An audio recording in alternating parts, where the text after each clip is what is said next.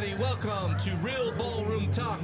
We are doing a on-location episode at Fred Astaire, Illinois Regional, Chicago Open. The theme tonight is Denim and Diamonds, baby. It says it right there. And I have a very special guest. This is my first student guest I've had, and I'm honored to have him, Dr. Randy McGivney. Thank you so much for joining me, sir. Thank you. Now, Randy, we picked you for a reason, all right? I think there's a lot of guys out there who can relate to you, where you're at, and also where you came from in your history. And I'd love you to just start talking a little bit about where you came from specifically. You know I'm interested in the football background that you have, but just tell us a little bit about you. Well, I'm an old guy, so my playing days at Oklahoma State were from 1976 to 1980, so I'm in the days of Earl Campbell and Billy Sins and those guys. Wow.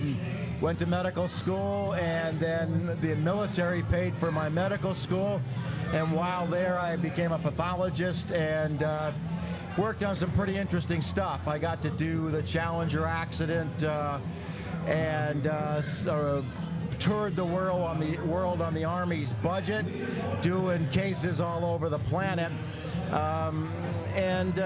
Again, this is not something I would have done on my own.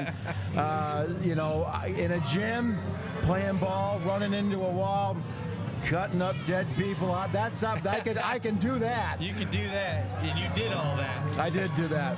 But it wasn't picking up the chicks, was it?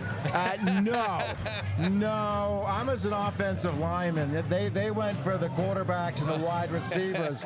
But no, I was terrified to start this. We did this on my daughter's third daughter's wedding. She informed her mom that Dad wasn't going to do the same expletive dance that he did at Shannon's wedding, her oldest, and he was going to get cored. My daughter's first dance was terrible, but we took 3 months. Suzanne, my wife, stood in for Catherine, and it came off great. I mean, the folks at Burr Ridge were amazing. They got it to work. I was robotic. I was stiff. I was awkward. I was terrified. And it shows in those early videos. But Suzanne made a comment on the way home after the breakfast. She said, I had fun standing in with Shannon and standing in for Kate. And I went, I've been married 43 years. You missed this clue, dude. You are out of it. So I signed us up for some lessons. And that's how we started. It was just getting a chance to get out there. I was awful, really awful. And I tested every trainer's patience to the nth degree. And then they talked us into doing some competitions. It was terrifying, really stressful, and then all of a sudden I got some really amazing coaches in the Nedelkos, Mackenzie, Ty over at Burr Ridge, and then we started getting guys like you to come in, and these amazing coaches, Kimberly, Jack, Jim Carter, all these people, and they started making this make sense. It was like, football is a game for offensive linemen played within 10 yards. It's how hard can you hit somebody in 10 yards, and how fast can you move them? These guys, they were about, how much control can you have on your feet? How much can you stand up straight, keep your frame intact? Those were things that began to make sense. I'm still not good. My wife is really good. You are. But man, I have gotten so much better. And the biggest part about this is it's fun. I look forward to the dance lessons. I look forward to dancing with the pros and learning new stuff. At my age, I want to learn new stuff. and I want to be challenged. And this does it. I tell all guys I see, and I got some of my former coaching buddies, in the studio taking lessons with their wives. And I say it all the time. Guys, the old adage, chicks love the long ball. No, they don't love the long ball. They love this. You get them on a dance floor, life gets a whole lot better. And I want to talk about, why you continue. But before we do, I want to talk about your wife. What do you think it's done for your relationship, your marriage? What kind of effect has it had? It has made our life together after 43 years so much stronger, because I still practice medicine. I cover 4 hospitals. I'm busy, but for 45 minutes or 90 if we do a double lesson, no pagers, no cell phones. It's her and I or our trainers together, then they bring us back together. It is great. We talk dance at least once an evening. And it's just, it makes us closer. I think it's a lot, for people who are not active in some other activity like, hunting or skiing tennis or golf. Right.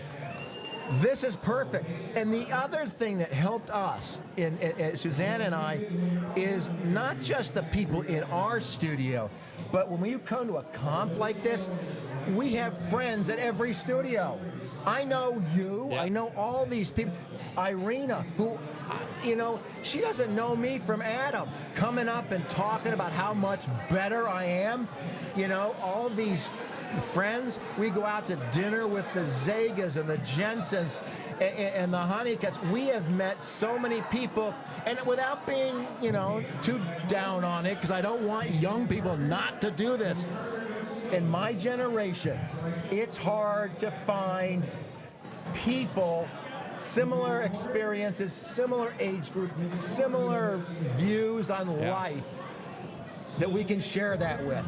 And we start on a dance floor, encouraging each other, being supportive of each other. I mean, it is a hobby that, costs a few bucks to do it, but it's well worth the investment. So you found a community. I did. That's awesome. Now, let me ask you, so I understand that relationship side, and I love that it strengthened the marriage and the closeness of you two. In the beginning, you kept saying, I was no good, but you kept doing it. What was your drive during that time where you felt like, I'm not getting this, it's taking time? Like, what made you keep coming back? Well, I think there's a part of this that the old athlete needs to let go.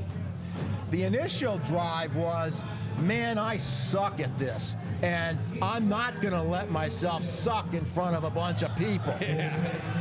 But that's the competitive nature of an athlete. You may knock me down, but I'm going to get up and I'm going to kick your butt. That's right. The difference here is I'm not competing against my friend Paul. I'm not competing against some of these brilliant competitors. I'm competing against me. I'm competing to see if I get better. That transition was what transitioned ballroom dancing for me. Was I transitioned to understanding that it's about me.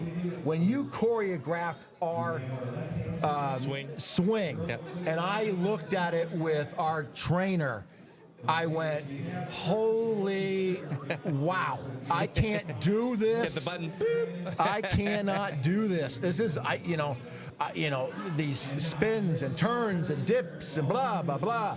And yet today, I was out there and I was rocking this thing and having a ball. You said that one felt the best, actually. It actually did. It was really fun. Yeah.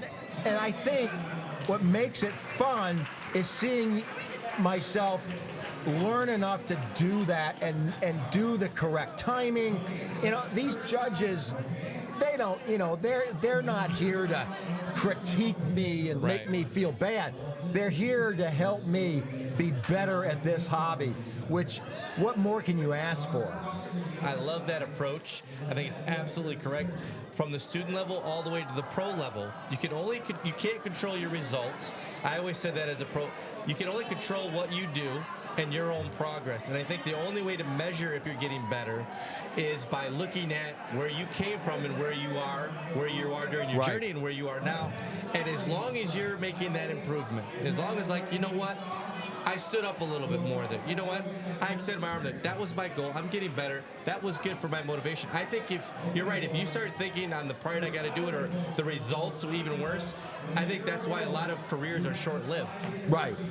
So I love that approach. Let me ask you one more question.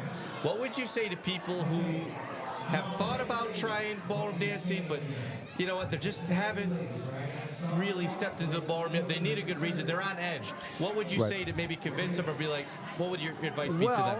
Well, had my wife not paid for the dance lessons, I might not have gone in. So I've been there. Yeah. I mean, it's terrifying if you are like I am and used to, I don't mind running into a wall. I don't mind deadlifting 600 pounds, but that's what you deadlifted? Yeah. So,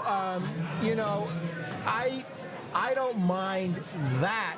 This is out of my wheelhouse. Well, you know what? Life, what makes it exciting and what makes it worthwhile is getting out of your wheelhouse. And, you don't have to be 66 years old to figure that out. I think what keeps you going, what gets you in the door is eliminating the fear that you're not going to be any good or fear that you don't know it. I used to coach high school football for 10 years. I coached youth football. I watch my grandsons. I don't coach them. But what I tell them is the same thing I tell anybody coming into the building. You don't know it because you haven't been taught. Once you're taught, and these pros are amazing. I mean, Ray Joseph, we live in one of the best regions in the country. I know there's famous people. This lady gets it. She runs it right. All of your studios are incredible. And what they do is they make it personal for you. They focus on what makes you happy, what your goal is, and what you want to accomplish it. Hey, if you don't have a significant other, you want to do it. The coaches will be that partner that will help take you there. If you do, they'll bring you together and let you do that together. I mean, look, if I could send one message to every guy out there, you can do this if I can do this. And I'm telling you, man, you don't have to be an old dude to figure this out. Chicks don't like the long ball. They like being on a dance floor with you. And trust me, the downstream effects, they're worth the effort. Well said. I don't think I can add anything to that. I feel like I was just in like a coach's pump up motivational speech. I'm like, let's go get home. I'm ready to play. I love sport. Thank you so much, Doctor, for joining us today. Hey, that was great. You guys are perfect. I love having you. I can't wait till you come up and do another coaching because I got so much out of you. Thank you, Randy. I appreciate it. Guys, awesome. Thank you. Come join Fred Astaire. Thank you, guys. This has been Ballroom Real Talk. I'm your host, Aaron Desoto. We'll see you next time. Hit it, maestro.